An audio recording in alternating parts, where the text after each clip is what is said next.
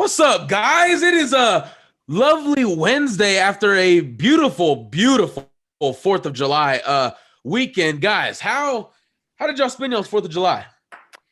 See, so I come from some rednecks in my family, and they take July 4th like it's their birthday. I went over to my grandparents and some of his friends. They spent over $4,000 on fireworks, and they just lit their own shit. They just went at it. They went for it.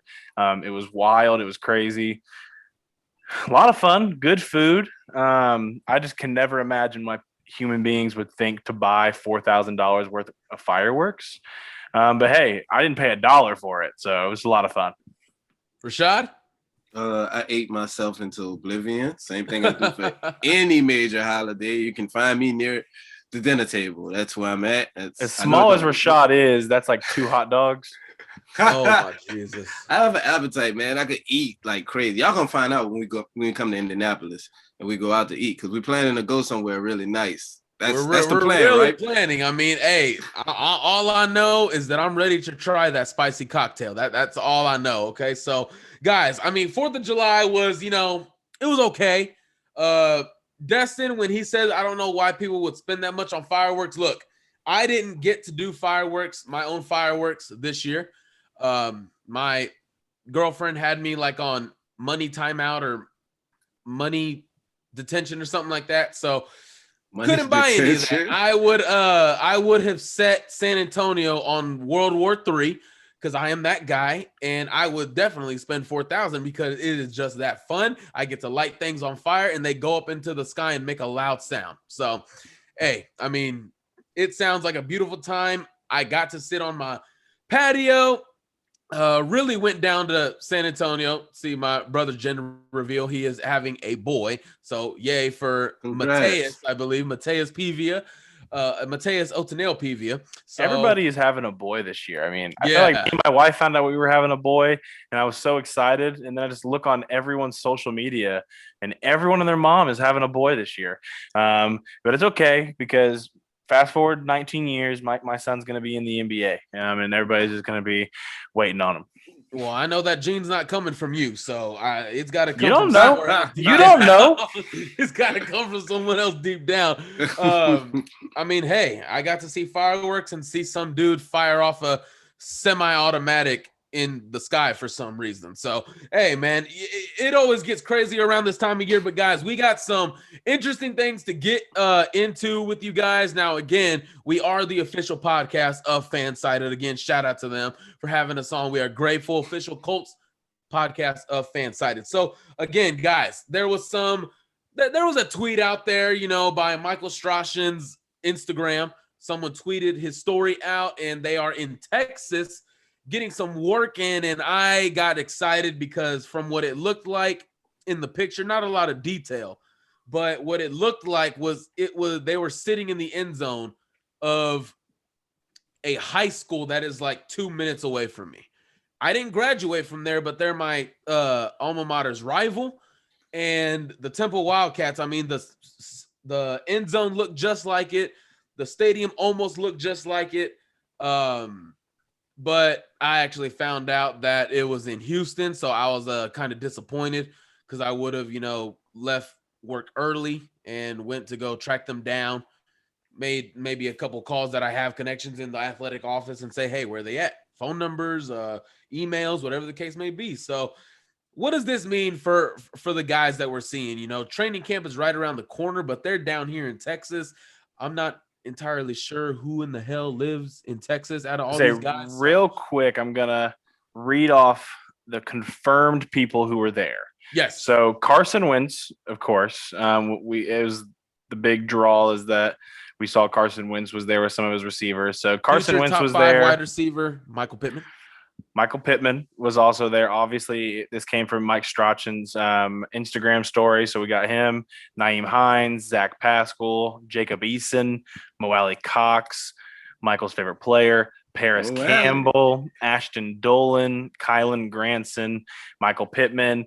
It appeared that Jack Doyle, Jonathan Taylor, and Marlon Mack all were at least there for one day. I'm not sure if they were there for any longer than that, but that is the list currently that was there.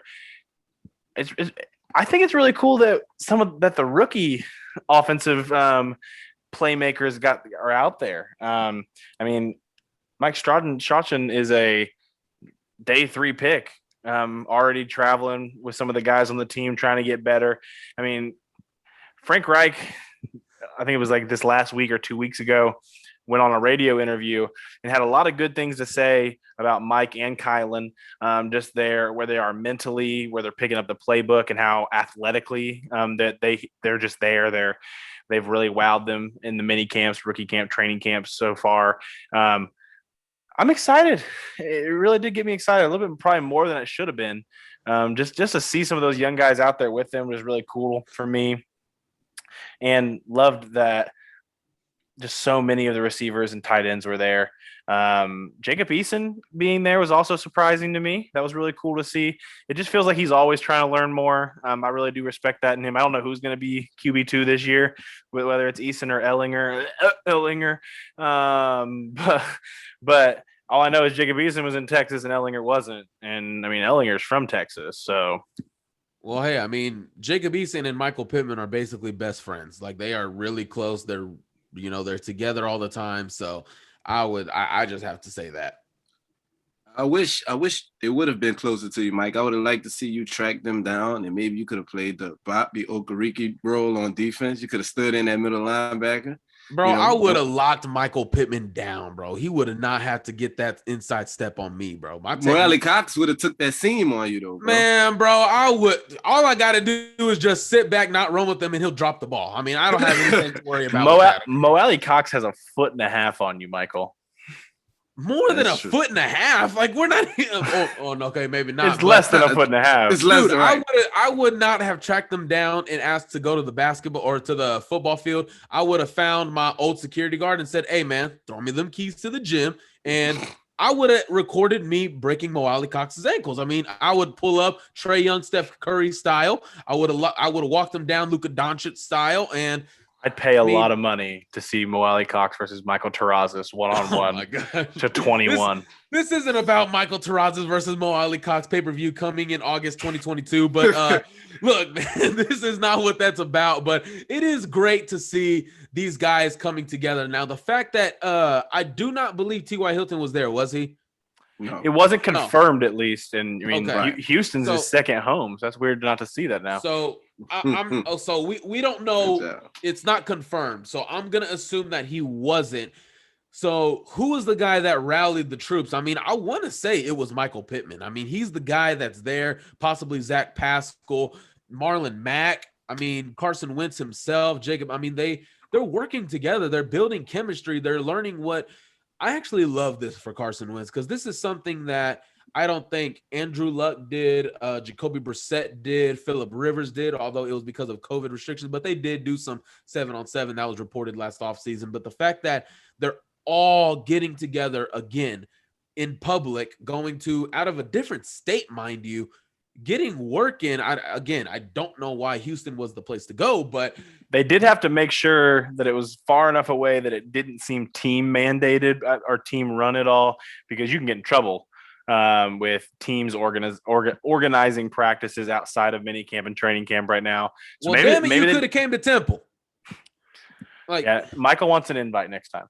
Exactly. Or hell, I'll invite y'all next time. So, but it's really good to see Jacob Eason. I mean, he's going to keep thriving. He's going to keep working.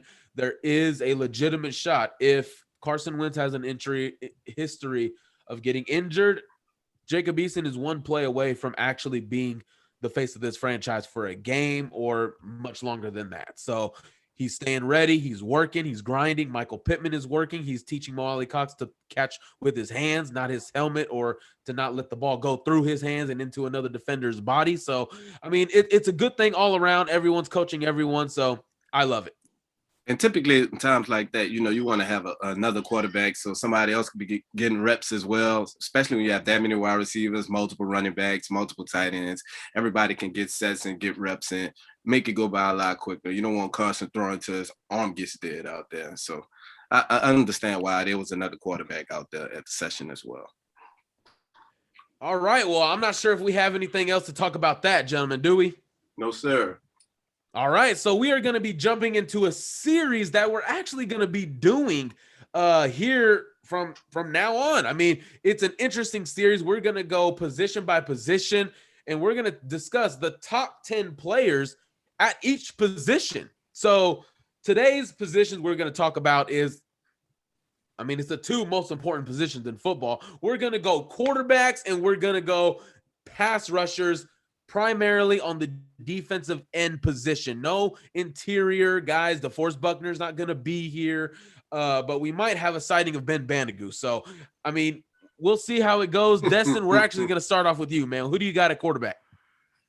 All right. So earlier we said we're going to break this into two parts. So I'm going to read my number 10 through 6 for you guys at quarterback, and then go real quick before we start. My honorable mentions, guys who just missed out on my top 10, were Ryan Tannehill, Carson Wentz, and then I have Deshaun Watson with a little asterisk because I just have no idea if he's going to play this year.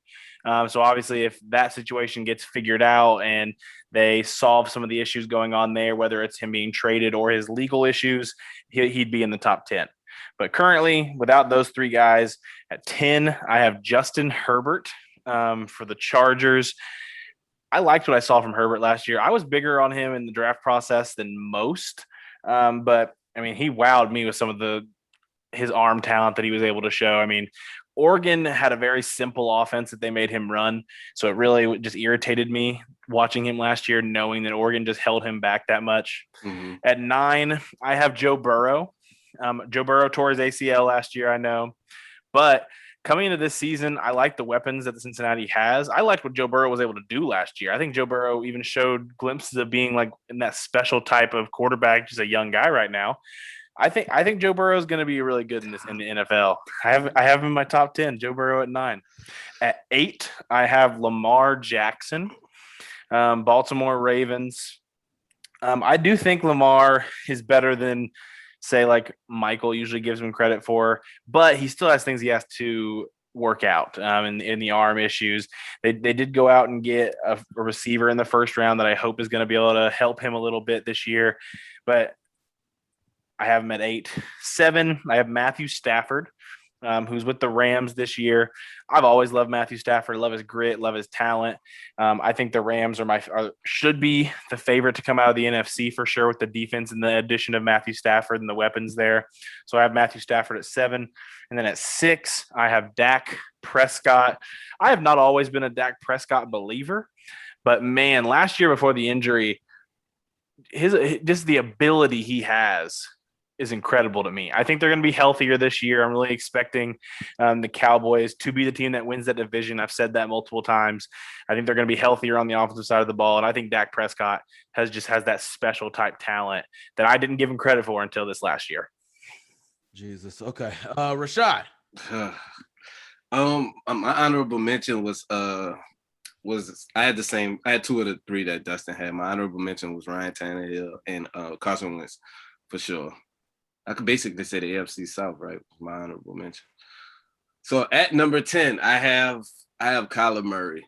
This is a guy that I feel like have a lot of ability, but I just don't believe in the offensive system that he's being placed in right now. I feel like his coach is doing him more harm than more good. Had he had some solid structure around him, I think he has a chance to be a top 5 quarterback potentially. But like I said, he's a young guy. You know, I just don't like the system that he's in right now. He's just been thrown out there and asked to go create, go make something happen. And most of the time he's able to do that. But until he gets some structure and a good offensive coordinator and head coach that can put together a good system that fits Kyler, then I think he'll be higher up on this list. Number 9 is Justin Herbert for the reasons Dustin mentioned earlier. Rookie of the year. Guys played flat out phenomenal as a rookie. I know it came due to the expense of Tyrod Taylor due to an unfortunate incident that occurred with him. Herbert was thrown to the fire, man, and he survived. Like he really survived. He thrived. He not just survived. So I definitely got Justin Herbert as a top 10 quarterback going into next year. My next one is the LA Rams' new quarterback, Matthew Stafford. Guy has been a great quarterback for a very, very long time. He was in a abysmal situation for the last few years. We know how the Detroit Lions organization is ran. Matthew Stafford is one of the premier quarterbacks in the league and has been so for a long time. And I think he would be viewed in a whole different light had he been with a better organization. But this is his chance to resurrect his career and take that next step and catapult himself in elite status.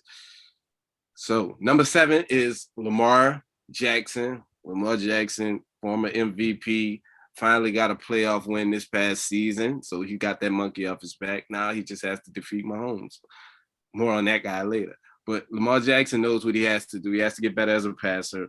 As a runner, he's absolutely dynamic. He's the most dynamic with his legs at the position and most athletically gifted quarterback that we have probably ever seen.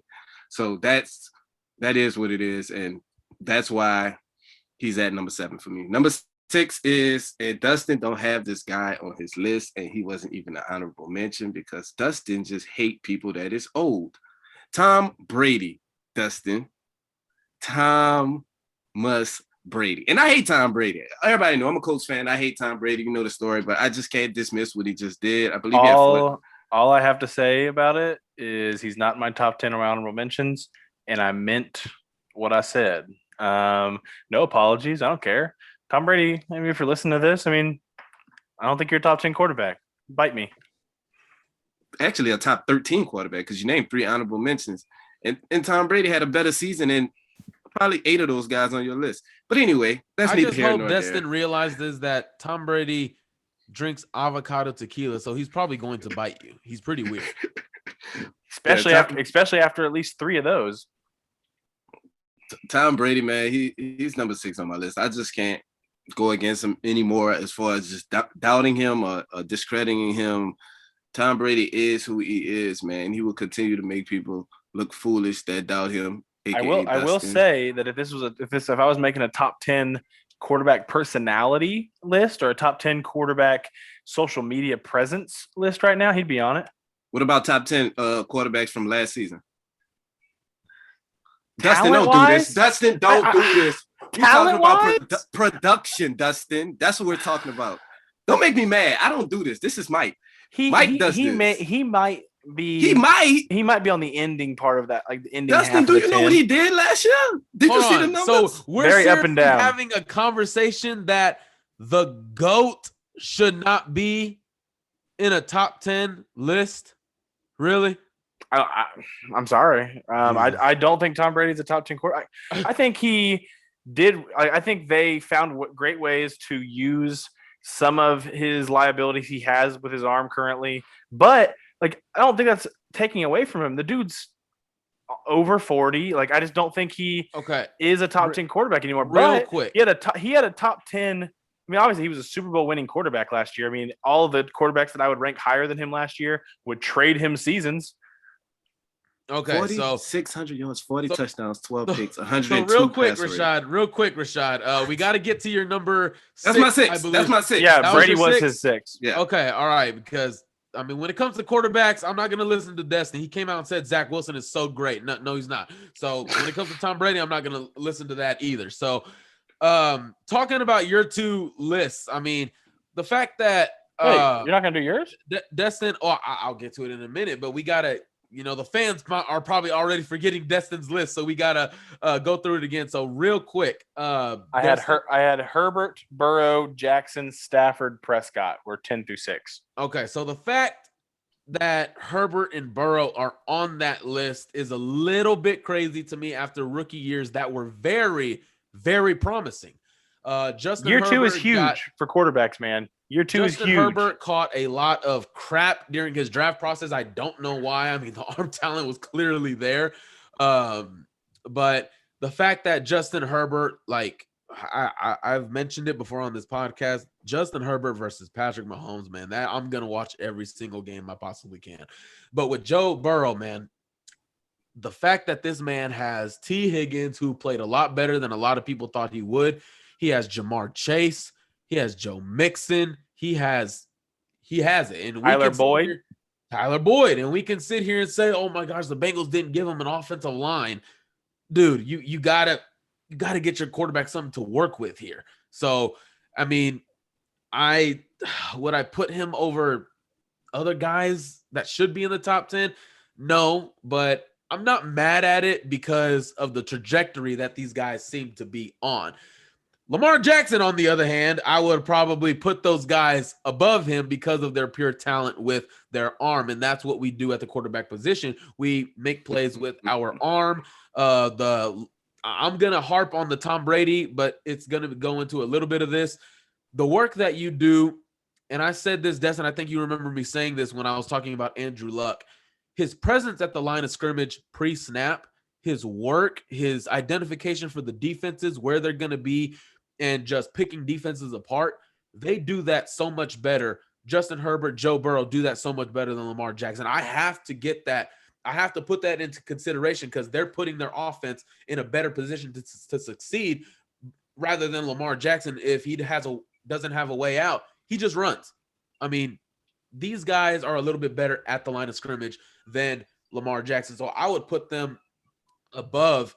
So are you saying all three of them aren't in your top 10?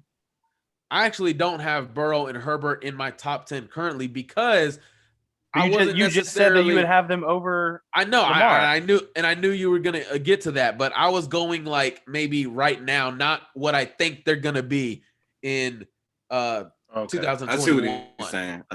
Not in 2021. So with my 10 through 6, I actually do have Lamar Jackson at number 10. I got to give him the credit that he deserves. He is the greatest athlete to ever play at the quarterback position. He literally has running back speed. His cuts, he's just got to get better at throwing the football accurately. He just has to. I mean, I'm counting on that. If Dak Prescott showed that ability to improve, I'm going to trust that Lamar Jackson can improve. Now, I'm not sure if his offensive coordinator, I forget his name, but I really don't like the system he puts Lamar Jackson in. I think you kind of need to switch it up, give him a different voice, a different teacher.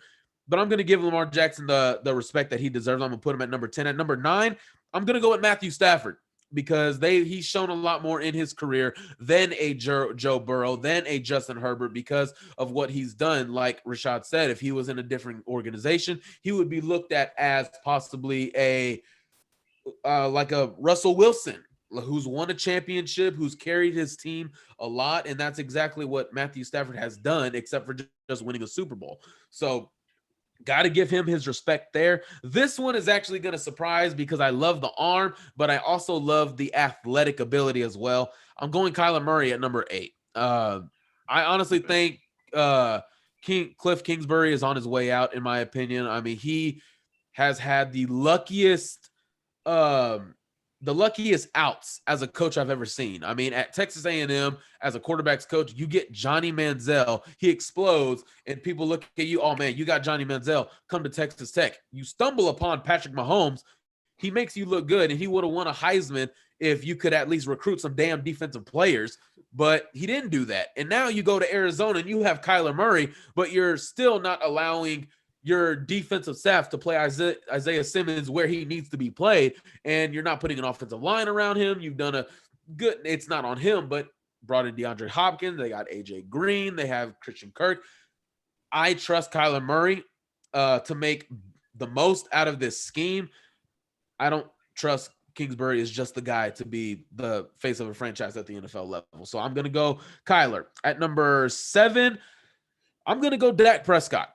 The work that he's been able to do since his rookie year, I mean, is straight up phenomenal. The accuracy, his technique in throwing, maybe he's worked on a lot more technical stuff than any other quarterback, but it's showing up. I mean, we all remember the viral weird hip thrust that he did pre-game before a Sunday night. Yeah, it was just weird. But that's his routine. That's how he wants to get better. And honestly, out of as many times as he does that workout, I've never seen him do that actually in the pocket. So I don't know why he does that. So, but his feel for the pocket has gotten better. His leadership has always been there. His work pre-snap, again, is gotten better a lot. So I got to take that into account. Each year he's gotten better with his throws. At first, he couldn't throw outside the numbers in his rookie year. It was a lot of Des Bryant over the middle, a lot of Zeke Elliott dump it down to him, Cole Beasley dump it down to him over the middle. But now he's getting to CeeDee Lamb, the short clip that we saw, he got it to CeeDee Lamb. He got it to Michael Gallup. He got it to Amari Cooper outside the numbers down the field. He was able to do that. So I really love the trajectory that Dak Prescott has gone on. I'm not entirely sure if he's the difference maker for a franchise because, I mean, Destin mentioned what he showed last year, but, I mean, they were in the holes they were in because he couldn't put points on the board. So that has a and then also I also got to mention Zeke had fumbling issues, so I'm not going to forget about that. But last time I checked, when you score, the other opposing quarterback gets the ball back, so it's not make it or take it. And then going to my number 6, I got to give this man some credit, man. After the year he just had, I'm going with Josh Allen. The improvements this man has made. People say that's what happens when you get a number 1 wide receiver, but you have to deliver the ball to the receiver as well. The arm got a lot more accurate in year 2 than it was year 1. I mean, I remember that meme that everybody was saying. I think it was when Chris Paul just launches the basketball in an arena and they say Cole Beasley goes on a 5-yard slant and he just chunks it over his head. I mean, I got to give him his due, man. The way he worked the pocket, the way he just went through his reads, his options, he made the throws, man. I mean, do we forget about those throws he made against us in the playoffs, hitting Stephon Diggs down the sideline on the run? So accurate. The only place where Stephon Diggs can get it, no one else. I got to give him the credit he deserves. So that was my 10 through 6. Before we move on, do you guys have anything y'all want to say about each other's rankings? Josh Allen being at 6 right there is something. I mean, I don't know if that's giving him credit. He's definitely going to be in my next segment of guys personally, but hey, to each their own. I mean, I think I don't argue about you guys not having him Burrow and Herbert. I just really think year 2 is always big Herbert. for the. Yeah, you had Herbert. I apologize. Yeah, you know. But I'm not against not having the younger guys in there. I just really think year 2 is a huge jump for these guys. I think the Bengals have put Burrow in a better situation to succeed this year. And I think Herbert is going to have a lot more freedom this year than he even did last year. And I just think that's going to take them to the next level. I mean, Lamar was basically in the same spot for all of us. Like, I think Rashad had him at 7. I had 8. You had 10. Matthew Stafford was in all 3 of our bottom half of the top 10 lists. I had him at 7. You had him at 8, Rashad. And Michael, you had him at 9. I have a few of the guys that you just said in my top 5, Michael. Kyler and Josh Allen are both going to pop up here in a second for me. Oh, Jesus. But I mean, hey, like, teach their I'm not own. mad at your assessment of Burrow and Herbert. I'm not going to argue that much. I mean, if you want to go on the trajectory. Yeah, he's going on a trajectory, like you said, Mike. So I understand it. I understand. He might launch himself into the top 7, maybe. I mean, let's not get it. We'll see what happens. But we'll see what happens. I mean, when you have Jamar Chase and T. Higgins, Tyler Boyd, and Joe Mixon, I mean, whoo, baby. Let's just hope they can keep him off his back. Let's just hope they can keep him off his back. That's the question. All right, guys. So next up, we're gonna start with Destin again. We're gonna go his 5 through 1. Destin finna make me mad. Go ahead. I feel it. I already feel it. So at 5, I have Russell Wilson. To me, I think Russell Wilson has like 2 versions of himself. He has a guy that can be like an MVP candidate quarterback, and then he has the version of himself that can shoot his team in the foot. And it's just so weird to me that he can be up and down like that. I mean, for most of the first 3 quarters of the year last year, we saw the MVP candidate Russell Wilson, and there are very few quarterbacks I'd rather watch in football than Russell Wilson when he's on fire.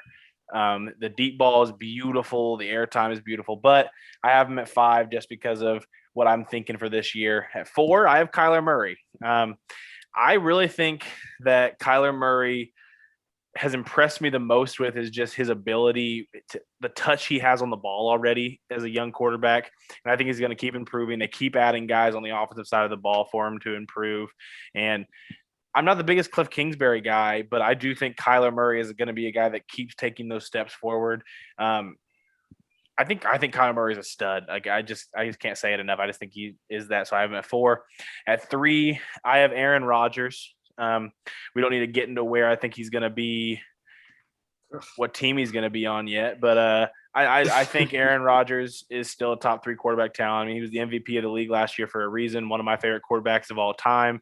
Hopefully he's hosting Jeopardy after he's done playing football. And congratulations on winning the matchmaking Brady 0-2 on these golf events, Aaron Rodgers. And at 2, I have Josh Allen, a little bit higher than you had him. I have Josh Allen at 2. I think last year Josh Allen took a ginormous step in the right direction, and I just don't see a way that he doesn't keep improving into this next season. I think they added more people on the offensive side of the ball. I think they could still add more. I think the run game can only be better this year to improve his chances. And if he can be as accurate as he was last year, the sky is the limit for Josh Allen. He has that much talent. And at 1, it's Patrick Mahomes.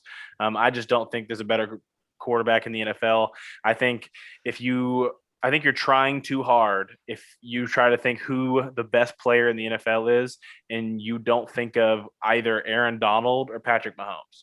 I just think those are the top 2 guys in the NFL, no matter what order you have them in, no matter what anything. Like he's one. He's a generational talent. He's somebody that we're going to watch for the next decade just be dominant in the NFL. Oh, okay. All right, Rashad, do you want to address this? I'm gonna let you do it, bro. Are you sure? Because I mean, if you want the floor, my man, I will give it to you. I yelled enough from 10 through 6, and so I'm gonna let you. So a couple of not even disrespectful, just straight up blasphemy, just straight up ignorance. Josh Allen over Aaron Rodgers. Is crazy. I agree. I mean, I had him at number 6 because of all the things you said, Destin. You are not wrong.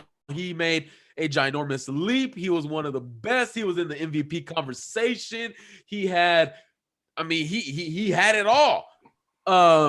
Didn't lose his offensive coordinator. I just don't see a way that he is worse than he was last year.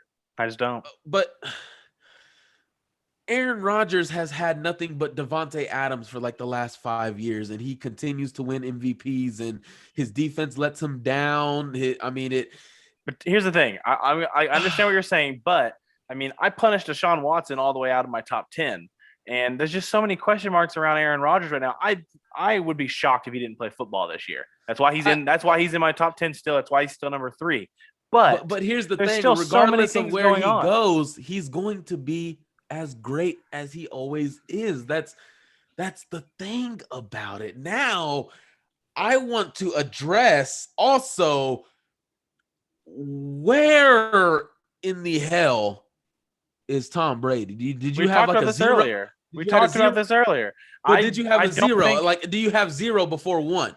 No, I just don't think. Or do you start your list at 1?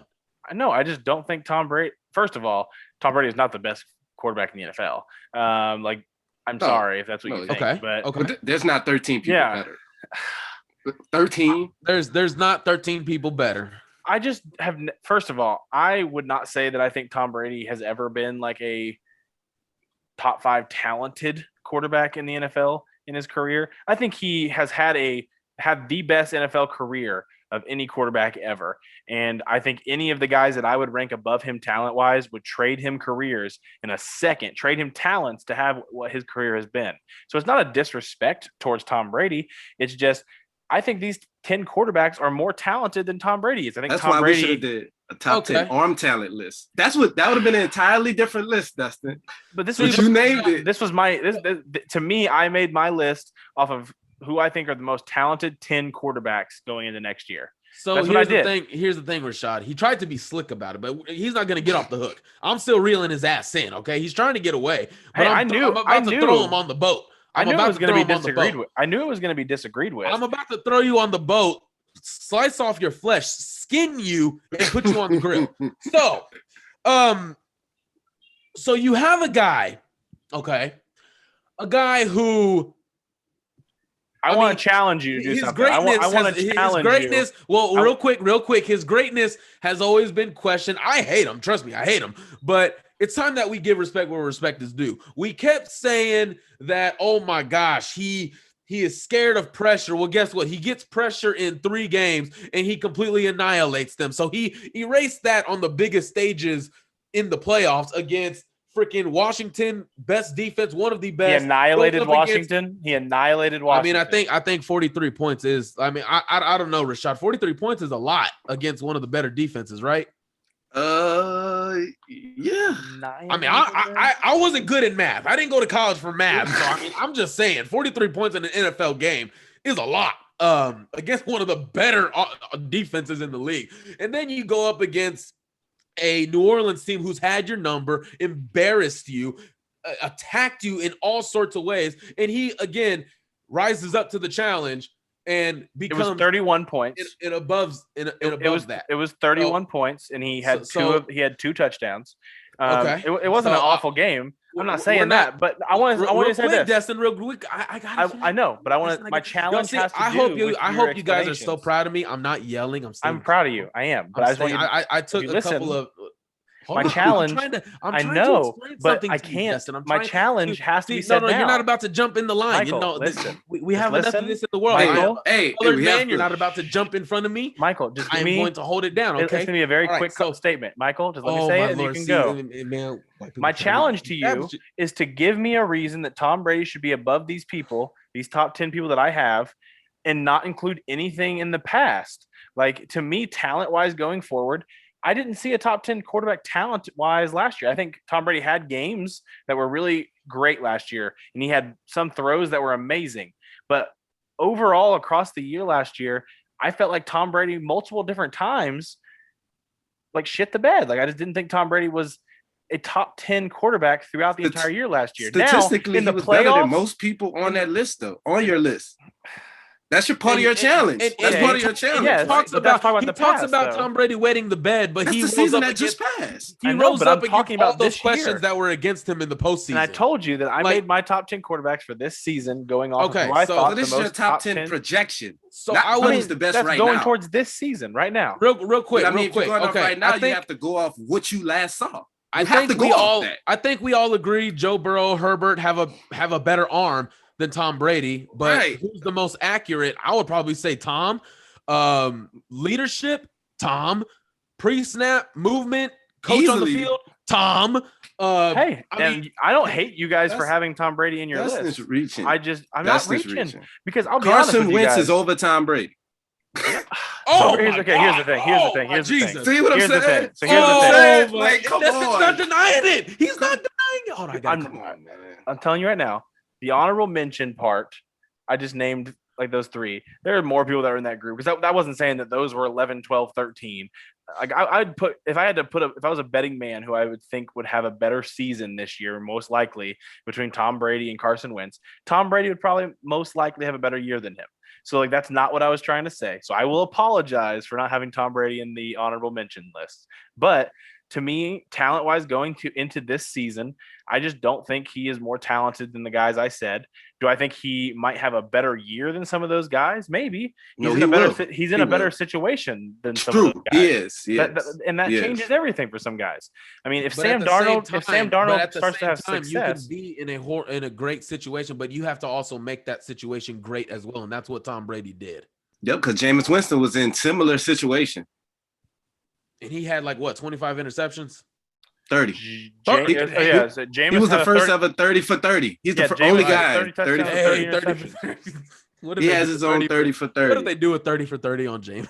Oh, they will. Jameis is one of the most interesting humans to ever play the sport of football. He's going to get a 30 for 30 eventually. But you guys can hate on it all you want. To me, I made my list off of who I think the top 10 most talented quarterbacks going into this season are. I don't think it's a disrespect thing to Tom Brady at his age where he's at. I I think Tom Brady is in a situation to where he still can succeed this year, but that would be like me last year saying that I thought Drew Brees was a top 10 quarterback in the NFL because they were winning games under him and they were succeeding under him last year. And he was doing all these things and he had good games last year, but Drew Brees was not a top 10 quarterback in the NFL, even at the best he was last year. But at this stage, if we're going to compare Tom to Drew, Tom right now isn't even showing any weakness in his arm. Drew was showing significant weakness. He was showing significant weakness. He couldn't throw past 20 yards, not accurately. Last year, didn't have the power. But last year, Tom Brady versus top 10 pass rush, top 15 pass rushes last year. If you go look at all the games Tom Brady struggled in last year, it was against teams that had competent pass rushes. But Destin, what did he do in the postseason? He faced good pass rushers and he ate them alive.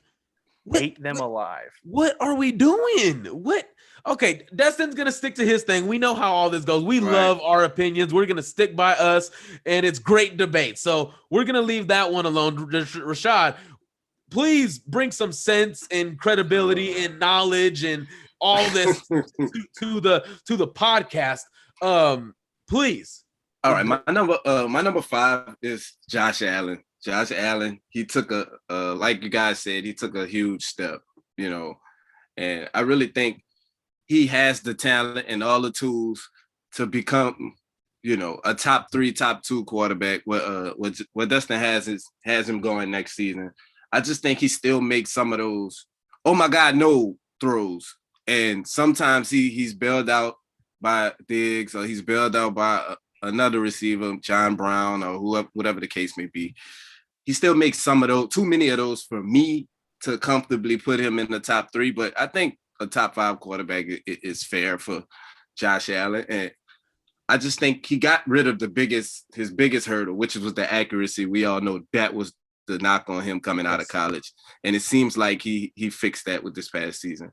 Number 4, I got Russell Wilson. Let's be honest here. Dustin spoke on it earlier. For the first 75% of the season, he was the MVP. He was the best quarterback in football, even was outplaying Mahomes for that portion of time. But then it all went downhill after that. I still think he's forced to do too much. He's asked to do too much on his own. He has a good run game with Chris Carson, and he has a couple good weapons with Tyler Lockett and Metcalf, but he's still asked to do too much with that offensive line. Russell Wilson is in the situation that Andrew Luck got drafted into, basically, almost. I mean, other than the fact that Wilson now has a run game and Luck didn't really have a run game. But his defense is awful. So he's having to produce offensively at a higher rate than he should have to, because some nights 27 points isn't good enough because the defense is that bad. The offensive line is awful as well, bottom tier in the NFL. So that's why it's interesting to me. It's like he went from getting drafted into this amazing situation to succeed in to now having what he has. And it sucks to see. It really does. Yep. Like you said, his career started off as don't mess it up. And now his career is make it happen. He literally went from those 2 situations. But I still think he's a top 4, top 5 quarterback easily in our league right now. When it's going well and it's clicking for him, it is nobody like him in the NFL. Which leads me to the next guy. This guy has a lot of controversy surrounding him right now. But my number 3 is Deshaun Watson. Until it's confirmed that he's not going to play, he's coming off what probably was his best season so far as a pro. He was flat out phenomenal on a terrible team with a terrible front office and a terrible coach. He's just, and he wants out. He's frustrated. We don't know where he's going to end up. We don't even know if he's going to play this year, but he's at the top of his game right now on the field. And I think placed in a better situation, any team he goes to, he instantly makes them a contender. That is the type of talent Deshaun Watson is. My number 2, Aaron Rodgers, MVP. What more needs to be said? In any other circumstances, in any other year, probably in NFL history, he'd be number 1. But there's a generational guy that's running the league right now, and we can do this probably for the next 10 years, and we'll probably all have the same answer at number 1, unless Mike wants to throw a curveball, and I really don't want to be pissed off anymore on this episode, Mike. So please have Patrick Mahomes at number 1, so we can exit this show afterwards and all hold hands singing Kumbaya. Well, remember, we still got edge rushers to get into. So That's true too. I'm gonna jump into mine. Okay, so at number 5, I'm gonna have Tom Brady. I mean, everything we just mentioned, I'll have Tom Brady. I don't think we need to get into that again. Number 4, I'm gonna have Russell Wilson. I think we all kind of agree on this. The fact that, what Destin said earlier, that, you hear MVP talk and then it's just like, it just goes downhill. It was just like Andrew Luck. You're hearing MVP and then later on in the season, a couple of interceptions here and there, a couple of lost games, that goes away. But Russell Wilson, I mean, if it wasn't for Russell Wilson, Seattle would be drafting in the top 5. I mean, if we're truly being honest, because of that, he would be drafting in the top 5. So I don't necessarily think that, that moves the needle at all. I mean, because of that sole reason, he's the reason why.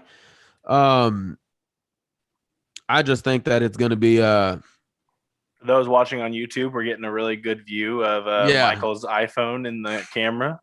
Definitely. He's taking a picture of you guys. Don't worry. All right. Okay. So, I mean, Russell Wilson is going to be the guy for me. At number 3, I'm going to go because there's nothing going on right now. He's still under contract. He's not suspended. He's not opting out. He's not doing any of that. I'm going with Deshaun Watson at number 3. I mean, the talent, I would have offered 5 first-round future picks for Deshaun Watson if Houston would have done it. I mean, that's just how good this guy is. I mean, there's nothing more you can say about it, man. I mean, he is the sole reason why Houston has elevated the accuracy.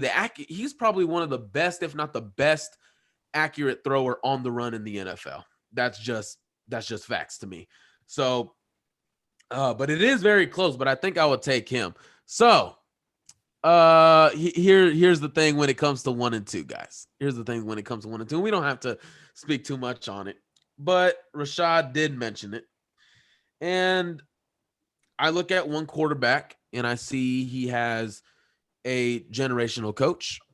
He has tremendous weapons, tremendous offensive line. We'll let you beat around the bush afterwards. I look at the other guy. He has one guy to throw to. Good offensive line. Head coach, defense, not so good. But yet this guy keeps elevating his team into the Super Bowl conversation. I am going to go at number 2. Yes, I got to go Aaron Rodgers. Now I will say. So should we just edit out all the bull crap he decided to say 5 seconds before this, just to build up to just doing the right thing?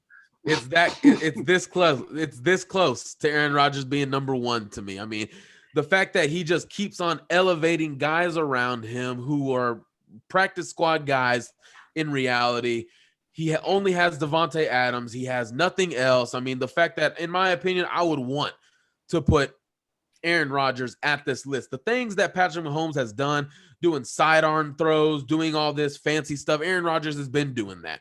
I mean, Sam Darnold's done that throw before. I mean, it's just, I don't know why we're just speaking about this like it's new to us. We've been seeing this, and Aaron Rodgers deserves that respect. But Patrick Mahomes' arm talent, man, it's just, these two are almost identical to me, but Patrick Mahomes, the athletic ability on the field, his running game, honestly, that's what put him over Aaron Rodgers for me. His running ability as a quarterback, that's what put it over. And yeah, I think that's where we're going to end it there. And I'm actually going to hand it off to Destin. I mean, I'm proud of you. I really did think you were going to mess it up. Your 1-2 there for a second. I really didn't have full trust in you for a second there, but I'm glad you got it right. But I mean, I think for the most part, we all mentioned quarterbacks that I think are going to be in that realm of the top 10, maybe a little bit out, maybe a little bit, maybe we missed a few, maybe we didn't, but it's always fun to get everybody's opinion on who their top 10 is. And I'd love to hear your guys's. I actually just sent out a poll on Twitter will Tom Brady be a top 10 quarterback this year? So make sure you guys go vote on it on Twitter. Give your opinion in the comments. I just want to hear, will Tom Brady be a top 10 quarterback this season? But Destin, did you Moving really on. just put that question in? 100%. It's 100% on In Twitter a right now. Colts No, chat. I'm not asking on Twitter. I'm asking you I put it tweeted in a it from Colts- mine. I In a tweeted it from. Colts chat. I said you put it in a Colts chat. Oh, I sent them That's- to a bunch of my chats. That's what I replied with to you in our chat. I'm like, oh, you really put this in a Colts community chat? Like, I really? put it in other chats as well, but I just want to get everyone's opinion. I hope that most people will be professional in how they're voting on this. You know, it's Twitter. You give is Twitter so full- much credit.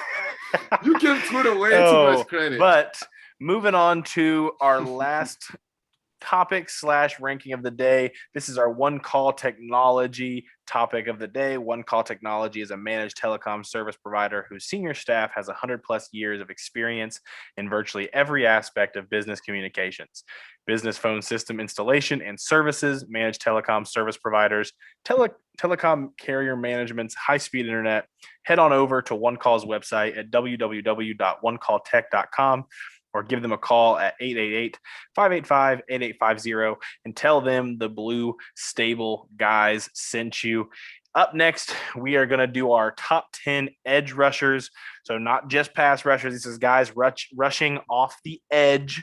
I don't call them defensive ends. I think we're at a point in the NFL that it's its own thing. If you're rushing off the edge, outside linebacker depends on the scheme, of course, what position you're listed at. But this is just edge rushers is who we're talking about. So again, 10 through 6, each of us, then 5 through 1. So at 10, well, first, my honorable mentions that didn't quite make my list.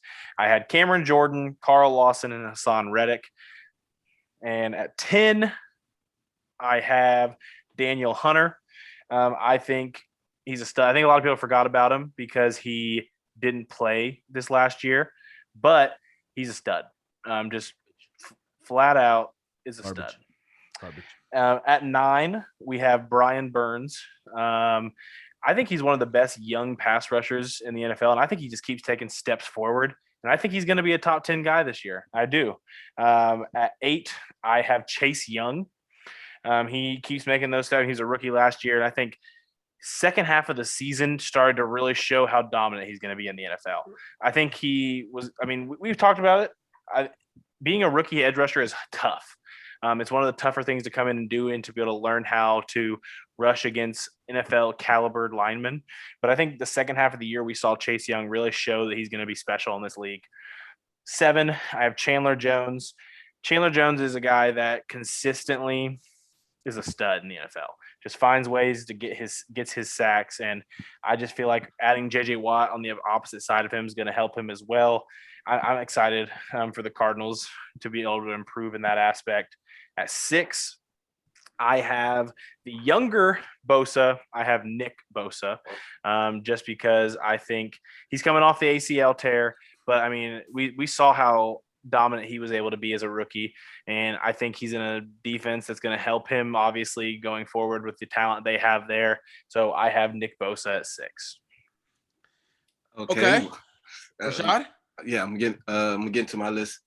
At 10, I have the rookie phenom, Chase Young. I have him at number 10, rounding out. I went with a young guy.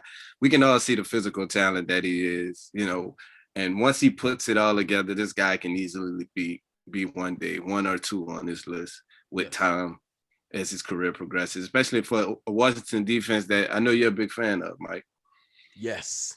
Number 9 is a guy that I don't think gets a lot of credit on a national scale, a guy that not a lot of people talk about because traditionally their defense hasn't been that great, but he's been consistent for a few years now. Zadaria Smith. I think he's a solid edge guy who doesn't really get the proper respect. He's just one of the Smiths, as people like to say, with him and Preston over there for Green Bay, who I think is a young defense that's on the rise with guys like Kenny Clark, Darnell Savage, Jair Alexander. They're a talented group of guys. They just as long as Kevin King is not in there. Unfortunately, he's still their number 2 cornerback from the look of it. Yeah. Number 8, Chandler Jones, Mr. Consistent, just get it done. Quiet guy, put on his hard hat and just get the work. One of the talented brothers of John Bone Jones and our guy, who used to play for. Well, we're not gonna mention. I was number 8. Number 7 is a guy a lot of people forgot about. I think Von Miller, a guy who will be back and he's gonna be healthy. He's gonna get the play opposite of Bradley Chubb. I mean, we never really got to see that duo really work together because either or has either been injured or out due to COVID or something going on. They never was actually healthy for a full season together. And I think they're going to benefit each other. The Denver Broncos have a very scary team. And I know they mentioned as a possible Aaron Rodgers candidate. And if he goes there, they're instantly contenders. And it's going to be a threat to the Kansas City Chiefs with a guy like Aaron Rodgers or Deshaun Watson. I will say that I don't have Von Miller on my top 10 list just because of the injury issues and things like that to think about. But he's a guy that's always capable of being a top 10 edge rusher. He has that talent, has that leadership in the locker room, things like that. I would have loved for Von Miller to find his way to Indianapolis this offseason when it was thought of that he was going to be able to hit the market. But he's not in my top 10, but he's a guy that I think always has the option of being a top 10 guy if he stays healthy. And he's one of the few guys that I actually think that Chris Ballard would have took a look at had he became available in the offseason. My number 6 is Nick Bosa. I went with the younger Bosa brother right here, coming off that injury. I don't know if he's going to have the same explosiveness, but if he does, he's a guy that's easily a top 5 guy. Like when he's healthy, it is no doubt in my mind he would not be at 6 if he was healthy. So I just got to see where he is when he comes back off injury. Okay. So about that list, Nick Bosa, huh? You don't like Nick? You're not a big. So I say, are you anti him being in the top 10? Or are you thinking he should be higher? But this is the thing: we're going off of a season he had 2 years ago. I mean, the injury did stop him from putting more tape on, but I mean, that does a lot to a pass rusher who's explosive. That does a lot, but then again, technology, medicine, improving all this stuff, that just ACL doesn't seem that big of a deal. His brother just came back from an injury and was fine as well, though. I mean, I'm actually making this argument when I'm about to actually like actually contradict what I just said. So let me go ahead and shut up during quarterbacks as well, but I really didn't. But okay, so here's number 10 for me. Chase Young, the rookie phenom. I'm with you. What you said, the latter half of the year. I mean, the dude was just throwing 30-year-old men to the side. I mean, the dude is just a predator. I can't really say much about him that we don't already know. I'm really interested to see the step that he elevates Washington to, because I mean, if Chase Young is just getting better and better, that defensive line just gets so much more dangerous, just the best in the league. So that's that. At number 9, I'm actually gonna go where do I want to go with this? I want to go, let me see here. I'm actually gonna go with Frank Clark at number 9. I'm gonna go with Frank Clark. He does show some good stuff. But because of just how poor the Kansas City secondary is, he doesn't really get a chance to show that ability, because I mean, someone's always already open because that secondary is not that good in Kansas City. But I do like him, what he is able to show in the run game, quarterback hits, all this stuff. He does show really good stuff. Now, when it comes to number 8, this is gonna probably shock y'all, but I actually have Romeo Accora. I really like what he's done. I think he's getting better. Love the length. I mean, Destin, we talked in depth about this guy during the offseason. The length, the power. I mean, what he's going to be able to do going back to Detroit. I'm interested to see how he gets better and how the Lions will actually use him. So that's my guy at number 8. Number 7, I have Shaq Barrett. I have him at number 7.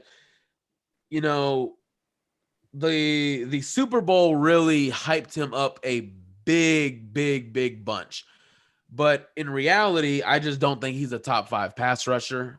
He got paid, thankfully, but That's just what the market is. And I think that's where he is at number 7. Now at number 6, I have Chandler Jones. Chandler Jones is a guy who has not slowed down. I think being in a 3-4 has just helped him even more now that he's getting older. I mean, hell, he comes from a family of athletes. His brother is the GOAT right now. If he ever wants to step back into the freaking octagon, we'll see. I thought you were So talking about his brother Arthur Jones, Colts legend. Colts legend, Jesus, man. When he signed here, we hyped him up. So I thought he Hey, was. we did our all-time Colts draft a few weeks ago, or last week. We saw how bad the interior defensive line was for the Colts in history. Jesus. It wasn't hard to hype up a guy like Arthur Jones. Corey Redding was better than Arthur Jones. But that's where I have at number 6. That's where I have. Did I get that right? I mean, I don't hate. There's just a real recap real quick. Let's each of us say our 10 through 6. I had Daniel Hunter at 10. I had Brian Burns at 9, Chase Young at 8, Chandler Jones at 7, Nick Bosa at 6. Rashad? I had Chase Young at 10, Zadaria Smith at 9, Chandler Jones at 8, Von Miller at 7, and Nick Bosa at 6. And Michael? From 10 to 6, I had Chase Young, Frank Clark, Romeo Accora, Shaq Barrett, Chandler Jones. Yeah, I mean, I won't argue too many of them. I don't think Accora is a top 10 pass rusher yet. Maybe he'll get there. I am not a big Frank Clark guy, so I definitely wouldn't have him in my top 10. I don't hate anyone that has that form. I just think he's a little bit overrated personally, and we'll see if his off-field stuff starts to affect anything as well. I know I'm the only one that said Brian Burns' name, but I just want you guys to write his name down and come back to this podcast at the end of the year, because Brian Burns is a stud. He is, absolutely. Absolutely. I really liked him coming out of Florida State. He's a stud. I don't have no pushback against that. That's why I didn't question it at all when you said his name. I have no problem with that. No, I don't either. All right, he probably would have got my spot if had I not put Von Miller in, but Von Miller just not so much. And I know literally he's the only reason he's not mentioned right now is due to the injury. Like Von Miller is one of those guys. So I just wanted to give him that respect. And the fact, I don't think any of us should have really thought Denver was just going to let him go. Just for nothing. Well, the only reason it would have happened is if he wanted out, because he's that caliber of guy that has meant that much to that organization. It's kind of like how Houston let JJ Watt leave on his own will. Yeah. But the same way that Howie Roseman won't let Zach Ertz walk. I'm not saying every organization is respecting their players, but but it's just the right thing they would have had to do if he wanted that. Obviously, he's fine in the situation he's in. But moving on to my 5 through 1, Michael said his name in his 6 through 10. I have Shaq Barrett at 5. The area that Shaq Barrett has been able to improve since he's gotten to Tampa, way to get your money, man. Way to take a one-year deal to Tampa, to a franchise tag, now to a multi-year contract he just got. Love to see players earn it like that. His ability to learn and use the stunt in his rushes has been really great to watch. I think he's gotten stronger as he's been in Tampa Bay. He's gotten more confident. To me, he's a top 5 pass rusher in the NFL right now. He would have gotten that money if he would have hit the open market. He obviously didn't, but either way. At 4, I have the older Bosa, Joey Bosa. Joey Bosa is so dominant, so fun to watch, so strong. He just tosses tackles at times. It takes 2 of them to really even cause a difference in Joey Bosa's game. He came back from the ACL injury like it was nothing. Dude is still super talented. Khalil Mack is at 3. Khalil Mack is somebody that last year the Bears had a very up and down season, so I think those issues have made people forget about Khalil Mack to an extent. But Khalil Mack is just incredible. There was a time where people were having to consider who was more impactful on the defensive side of the ball between him and Aaron Donald. Not there anymore. Aaron Donald is just that generational talent on the defensive side of the ball, but Khalil Mack is still just an amazing edge rusher. At 2, I have TJ Watt. TJ Watt's incredible. Watching him last year was like watching. Like, I don't even know how, like, it was like watching all of the early on racing scenes in Fast and Furious. I said early on, if you watch any of the newer movies, don't judge me on what I just said, but it's just so much excitement when you watch TJ Watt. He just beat almost every tackle. I hate that we didn't get to watch Braden Smith versus TJ Watt last year. I hate that Braden Smith had to miss that game because of COVID. I feel like we got robbed of just an amazing day of football between those two. And at 1, I have Myles Garrett. I think Myles Garrett is just a freak of nature when you watch him play football. I mean, we saw him go up against a backup tackle in Indianapolis, but dude just tosses guys. He's just a huge man, freak of athlete, has the amazing balance of speed and power as an edge rusher. I mean, I think he could be dominant rushing from anywhere on the line. I think he could do it standing with his hand in the grass and in the turf. I think he could move into the interior and be dominant. He's just that great of a player. Myles Garrett and TJ Watt were the hardest two to rank for me, but Myles Garrett gets the nod for me. I'm not mad. I think we have pretty much the same players in our top 5. But we just have them, moved around a little bit. So I'm going to go with my number 5, Joey Bosa, the other Bosa brother. I had Nick at 6 and I have Joey at 5. And it's really just a health thing with Joey. I think Joey, talent-wise, is his top 3 edge rusher. I got to watch him up close. My brother coached him for 2 years out there with the Chargers. And he's a really great guy, man. Great player, explosive, really powerful. The injury, I don't think it's going to stop him at all. I still think he's going to be that same type of player over there in that Brandon Staley defense. Get to see him similar to how we saw Leonard Floyd have a dominant year off the edge in that Brandon Staley defense last year. I think you're going to see Bosa do a lot of the same things. Number 4 is Khalil Mack. Trust me, Khalil Mack is talent-wise is good enough to be a top 2 guy.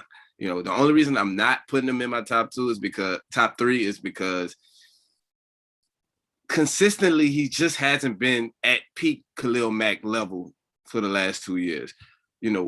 Like Dustin said, he was one of the most dominant guys in the NFL in its entirety. Like, it was an argument on whether he was the best defensive lineman, period, not just the best edge rusher. Was he better than every D tackle? He's the only guy to make the All-Pro team at 2 different positions, which is a flawed system that's occurring right now with the All-Pro team. But that is his accolade, and he gets to wear that. And Khalil Mack is one of the most dominant defenders in the game. I remember it was rumblings earlier this offseason about him getting traded and the Bears being in salary cap trouble and trying to move him. Listen, sign me up. Anytime you have a chance to get a guy like Khalil Mack, sign me up. Although he's not going anywhere. My number 3 is Shaq Barrett. I'm only going with Shaq Barrett just because he's been so dominant as of recent.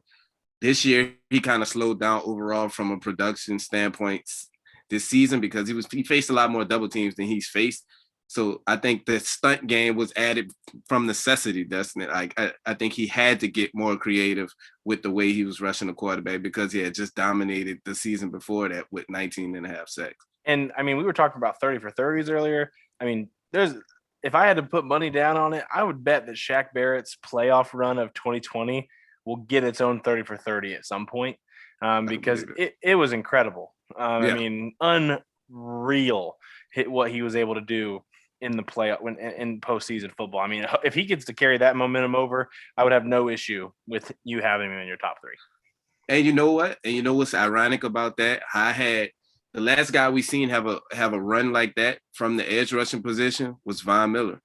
And you know who was on that team to watch Von Miller win that Super Bowl MVP? Shaq Barrett. Like, he saw that firsthand, what Von Miller did and how he dominated the game. So I think that Shaq Barrett took that and took it to Tampa Bay, and now he's blossoming to one of the premier pass rushers in the NFL. My number 2 is TJ Watt. TJ Watt is just a guy that just produces and produces and produces. He beats whoever lines up in front of him. It doesn't really matter. He don't pick and choose. He whips all of you guys the same at tackle. He doesn't discriminate. He's a guy that's gonna go, and he has a nonstop motor. That's what I love about guys like that play at such a high level, but still have that motor of a guy that's undrafted. You know, he really gets after it every single play. He doesn't give up. And number one is to Myles Garrett. I mean, it's not a no-brainer because he's not that much better than TJ Watt. He's just so much more gifted physically than TJ Watt is. Myles Garrett is just more gifted physically than probably everybody in the NFL. If you look at the guy, he's a physical specimen. It's up there. Yeah. He's got to be in the discussion. I mean, did you guys watch the video of him playing basketball this season? He looked like the Hulk. Literally the Hulk. I want to know. I want to know where he had to buy his shirts. I want to know what size the holes on his arms. It's like tree trunks. It's like putting a shirt on. It might be my waist. Yeah, man. Mike, you could go into it, man. Myles Garrett, my number one. He's that dude, man. He's that guy, man. Okay, so my number 5, I mentioned it earlier. I'm actually gonna have Von Miller at number 5. He's still Von Miller to me. He's so dominant in the run game. He's still got that athletic ability. Again, we got to see how he looks after the ACL. But before that thing, man, I mean, dude was just winning reps. I mean, the quarterback hits were just phenomenal. The tackles for loss. He was just getting in the backfield all the time. I got to put him there. So at number 5, Rashad, what are you doing, man? What are you trying doing? To see if you're saying some bullshit. That's I just got it. I'm looking. Okay, go ahead. Okay. So at number 4, I got Joey Bosa. The guy is just, I mean, oh man, he is a very, very, very, very good pass rusher. I mean, coming out of Ohio State, I mean, maybe Nick was a little bit more hyped up than him coming out, maybe, but he's still the better defensive end, power, speed. I mean, the guy just wins reps all the time. At number 3, I got TJ Watt at number 3. So the fact that Bud Dupree went down in Pittsburgh showed me a lot about TJ Watt. He was so hyped up when they were both together, but then when he had to do it solo, which a lot of guys have been all pros doing it solo, he took a step back. Clearly that game against the Colts, going up against some freaking bench warmer rejects, was the cream of the crop for him in 2020. The speed is still there. The athleticism is still there. But in the run game, I want to see a little bit more physicality. I want to see a little bit more. But the athletic ability, the talent is number 3, no doubt. Number 2, I have Khalil Mack. I gotta put Khalil Mack there, man. I mean, the fact that this guy is just also a freak of nature. It really, really, really freaking sucks that he played for the damn Oakland Raiders and didn't play for Indy, the Rams, the Patriots, or he played for the freaking Rams and is now in Chicago and is probably not going anywhere.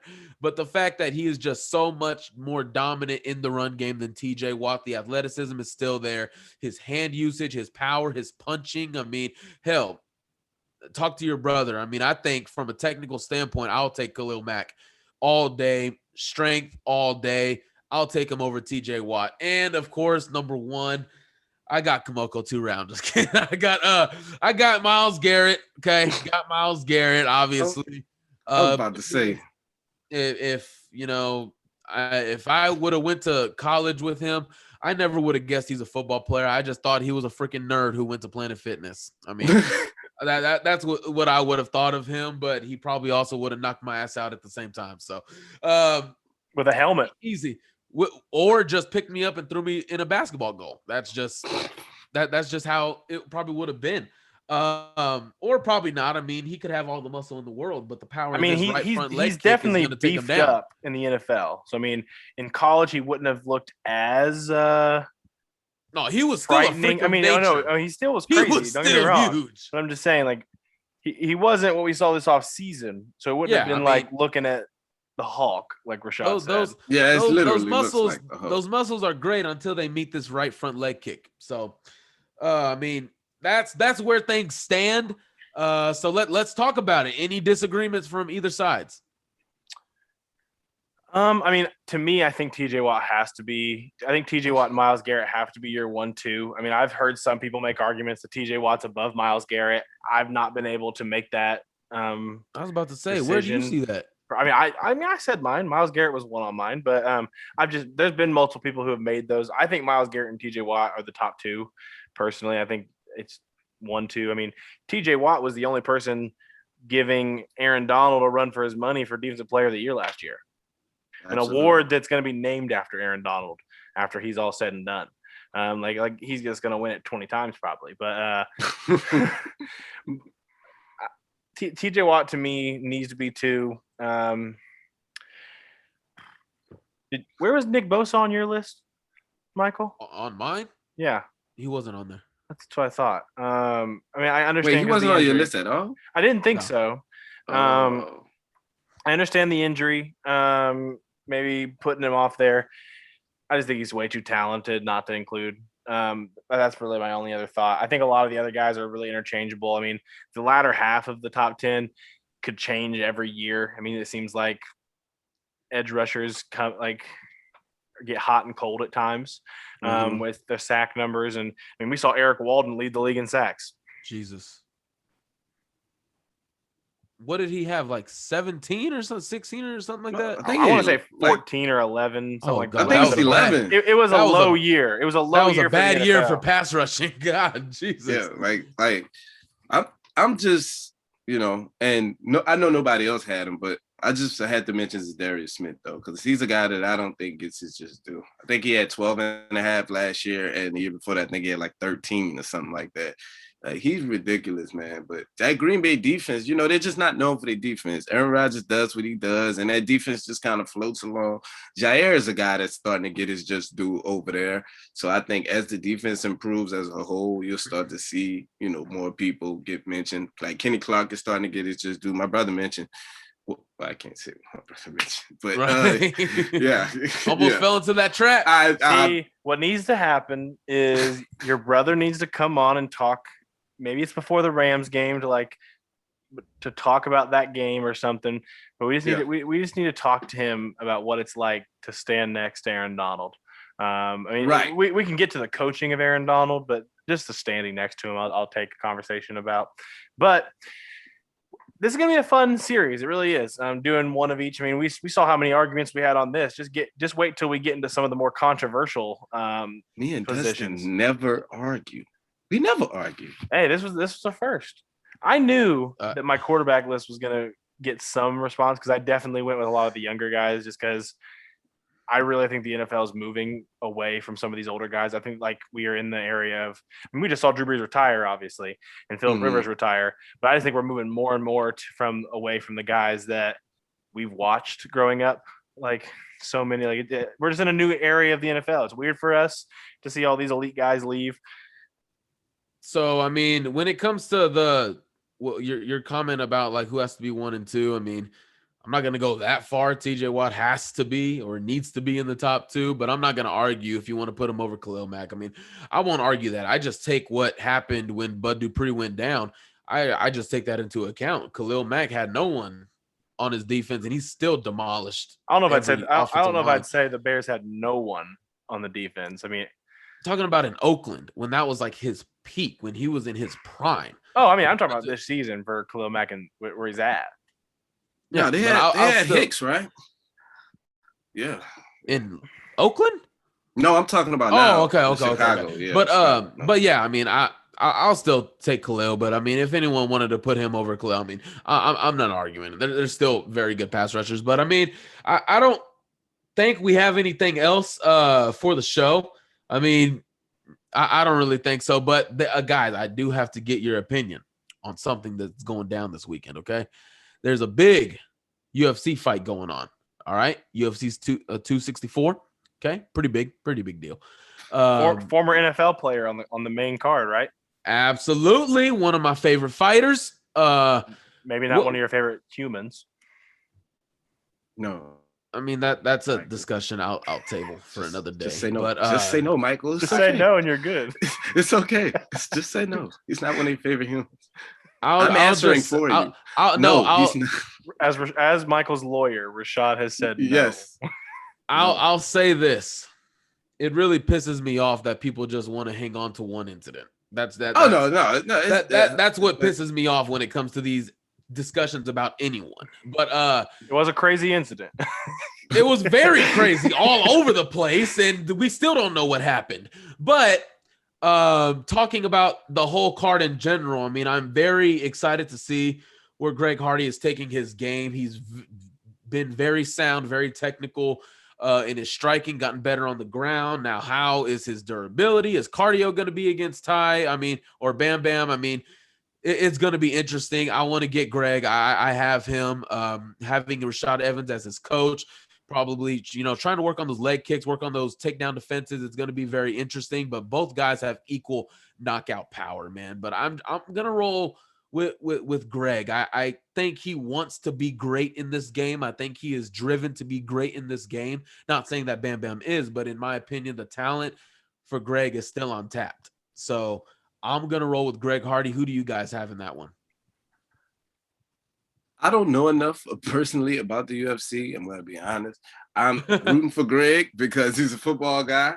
The sport I do know about. So I'm pulling for Greg. I mean, like Mike said, I'm not talking about the off the field stuff that went on with Greg. I'm ignoring that. That is what it is, and hopefully he learned from that situation, whatever happened on that day.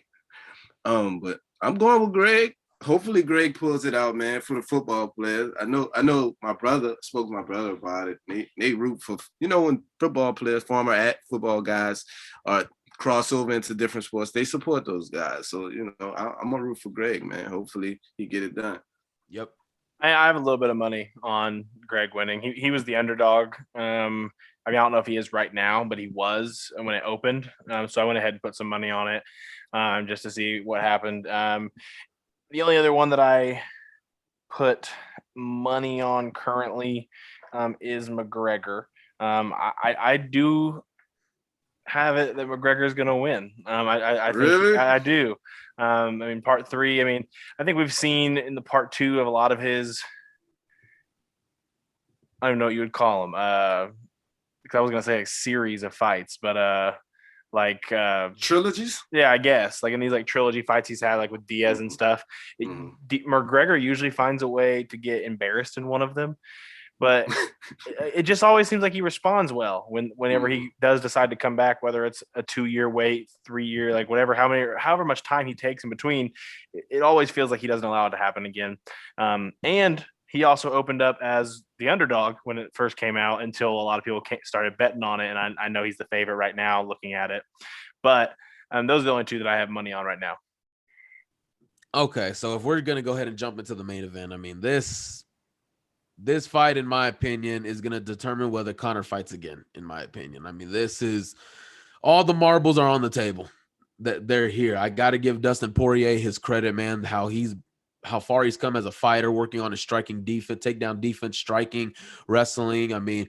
What really killed Conor in that last fight are those leg kicks. Conor just couldn't check him. He just kept his front right leg out there and just did not check him whatsoever. So, for Conor, what Dana said today, if he is truly driven, if he is truly locked in, if he is just training like he trained for Chad Mendes, Jose Aldo, and Eddie Alvarez, if he's that Conor in that mindset, give me Conor. I still don't. I'm not putting any money on this fight. It's just too close. Dustin wants it. I don't know if Conor wants it. I don't know where his drive is as being a fighter trying to be the greatest again. I just don't know. So from a technical standpoint, I also lied. I also had money on Sean O'Malley winning his. Oh, Sean O'Malley, what a personality, man. I got him winning that fight. I think it'll be first round KO. The fact, after that horrible injury, I'm interested to see what he does. I am heavily invested in combat sports. I am just so heavily invested in it. So he's a big fan of the Paul brothers. The biggest boxing names in the world right now. All right, man. Let's just wrap this up, man. All right. Yeah. But again, It's a coin flip for me between Poirier and McGregor. That's all I'm going to say. It's a coin flip. I'm eager to see how Conor reacts to being embarrassed like that in the octagon. So, hey, guys, we got an exciting fight. Hopefully, all you guys are able to see it. But what about this show tonight? I think it was an interesting show. Like Destin said, the series that we're going to have about this top 10 at positions is going to be intriguing. I cannot wait. Ton of arguments coming. Yes, I cannot wait until we get to that linebacker discussion. So, oh boy, guys, I think we all know where we're gonna go on defensive tackle, interior, defensive lineman. So let's just say we'll agree on defensive interior. Let's just expect fireworks at linebacker. So, guys, he is Rashad McGinnis. He is Destin Adams. I am Michael Terrazas. Thank you for tuning into another edition of the Blue Stable Podcast, the official Colts podcast of Fansided, guys. Shout out to our sponsor, One Call Technology again.